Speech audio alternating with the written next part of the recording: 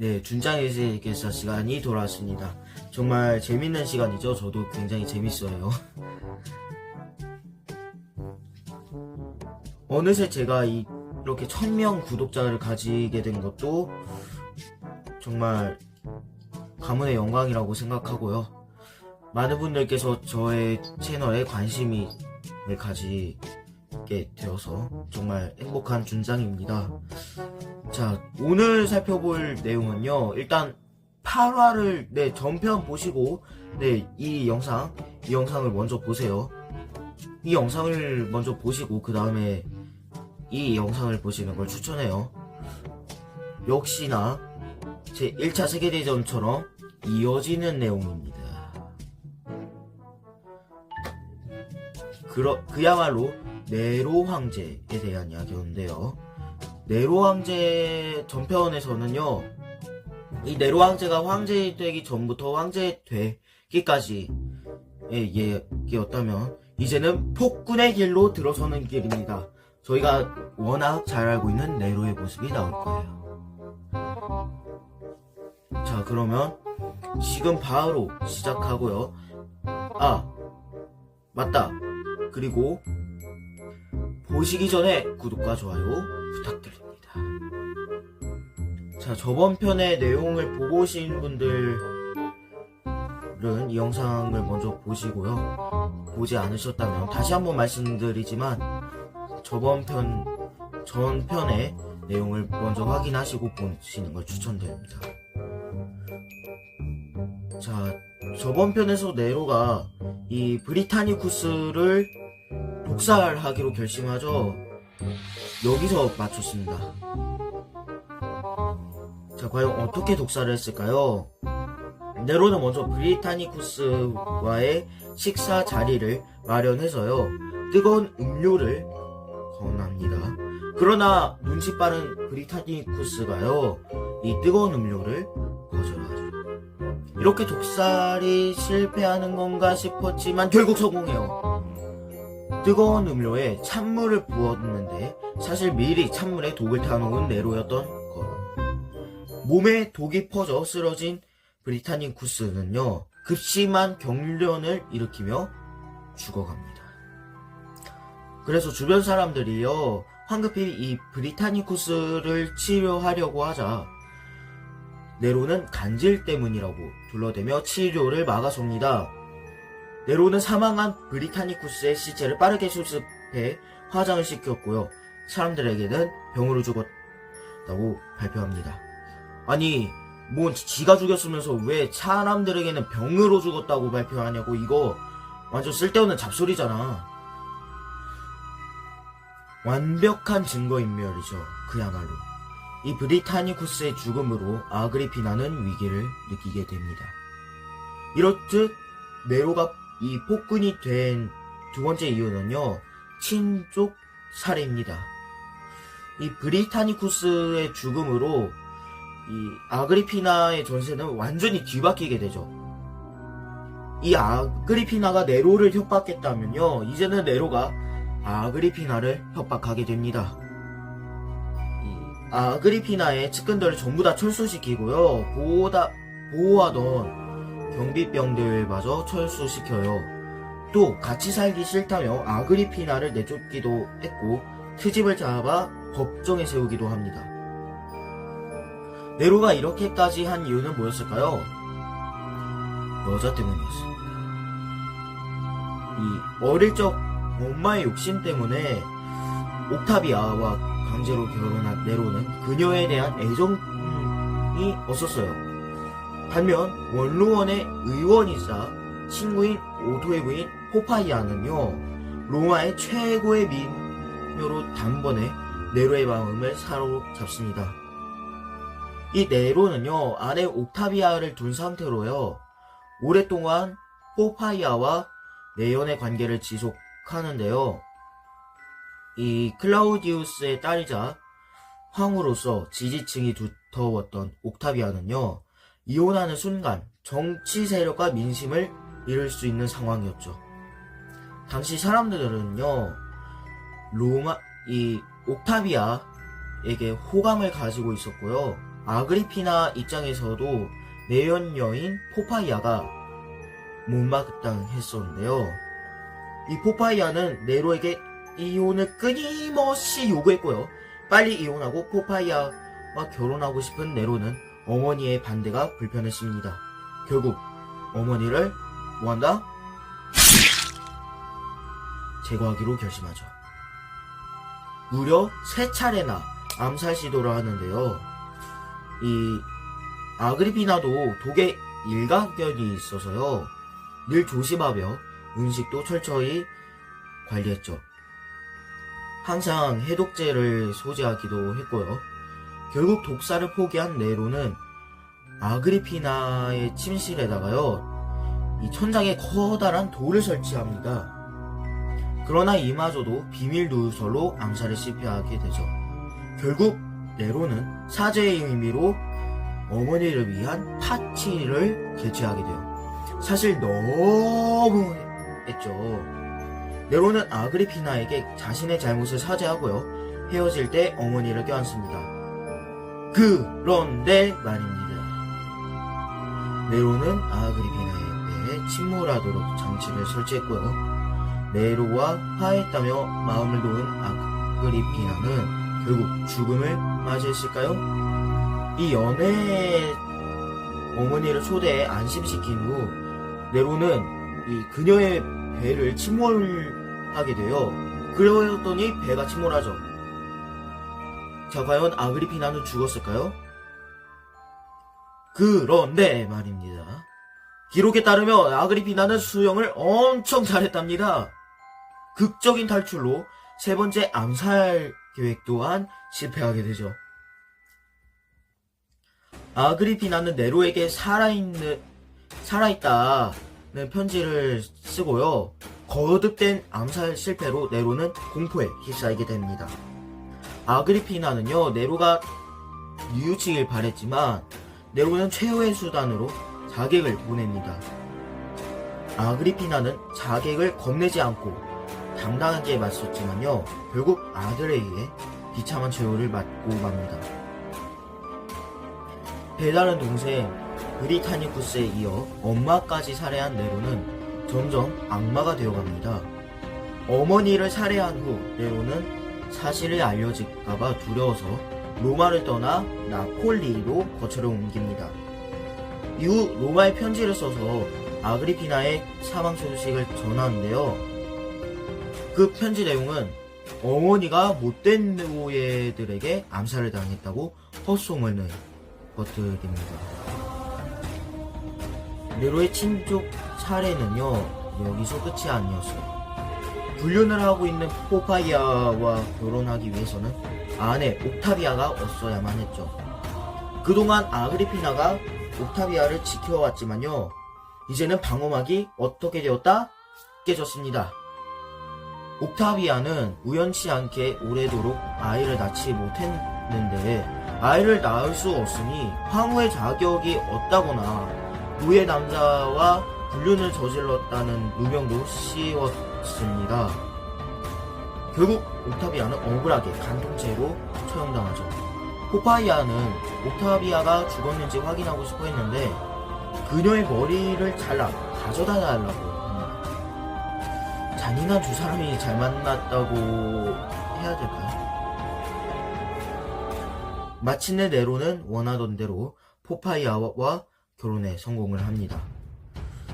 이 네로는 친족 살해를 하면서도요, 평민들을 위한 정책을 펼칩니다.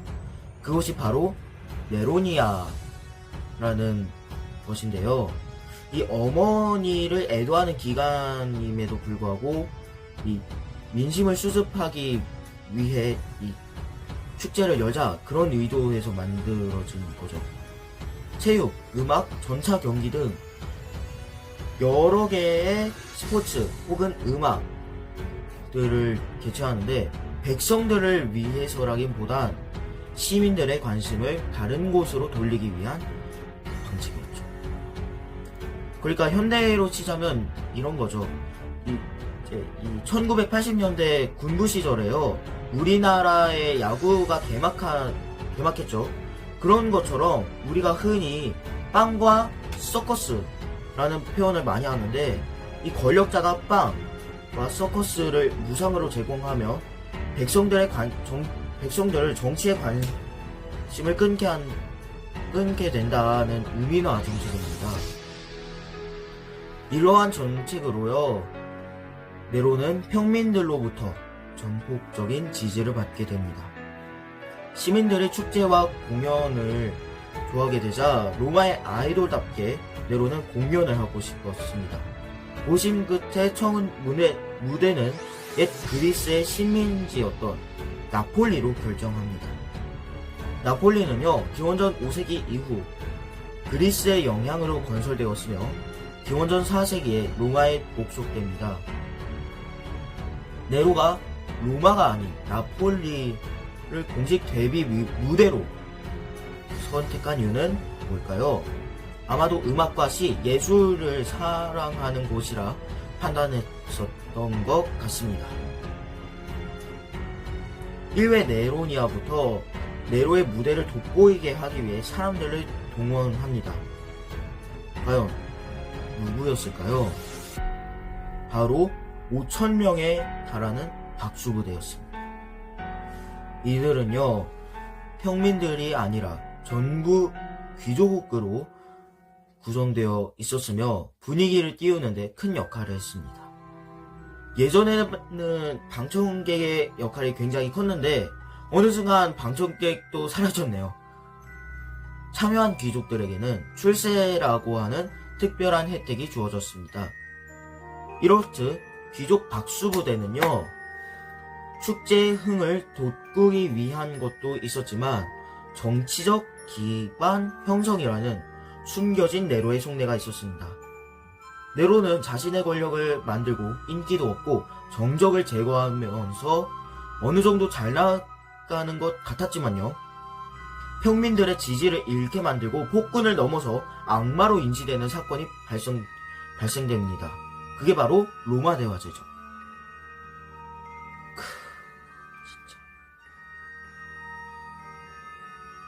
워낙 로마에서 유명한 사건이죠. 그래서 많은 분들이 알고 계실 거라 생각이 듭니다. 이 사건은 영화로도 많이 다루어졌죠. 그래서 64년 7월 19일 기름창고에서 우연히 일어난 작은 화재가 시내에 퍼지면서 대화재를 일으킵니다. 로마 역사상 가장 참혹한 화재 사건으로 손꼽힙니다. 이로 인해서 네로는 완전 나락으로 빠지게 됩니다. 화재는 무려 일주일 동안 지속되어 로마 도시에 큰 피해를 입히는데요.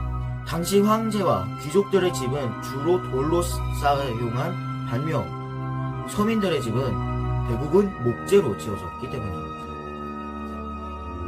불이 한번 붙으면요, 커다란 화재로 번질 수 있는 환경이었죠. 놀랍게도 당시에도 송구관관이 있었지만요, 진화 도구는 고작 양동이 부분이었습니다. 그나마 할 수 있는 일이라고는 화재 옆 건물을 모두 제거해 불이 최대한 번지지 않게 하는 것뿐이었죠. 로마 14개의 구역에 3구역이 완전 소멸되었고요. 6개 구역 이상이 절반 정도로 소멸되었습니다. 엄청 큰 화재죠. 그야말로 서울의 3분의 2가 타버린 거죠.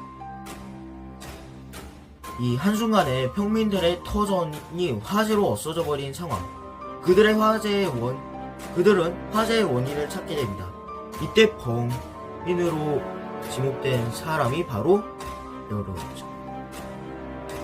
네로 황제를 다루는 영화를 보면요, 이 로마 대화제에 관한 내용이 나오잖아요. 거기서 네로가 막 불타는 로마 도시를 보며 노래를 부르는 것으로 표현하기도 합니다. 자, 이 그림에서도 이와 같은 모습이 표현되고요. 자, 네로는 왜 로마에 불을 질렀을까요? 아니, 정말 범인이 맞을까요? 역사학자 중에서는 아니라고 주장하는 사람들이 훨씬 많나요? 실제 로마 화재일에 네로는 엄마 아그리피나가 휴양했었던 안티움에 있었습니다. 이곳에서 네로는 화재 소식을 들은 후 진화 명령을 내렸고요. 네로 또한 직접 나섰습니다. 공공 건물, 개인 사저로 피해자들의 임시 숙소를 마련해 주었고요. 여러 대책 마련에 했습니다.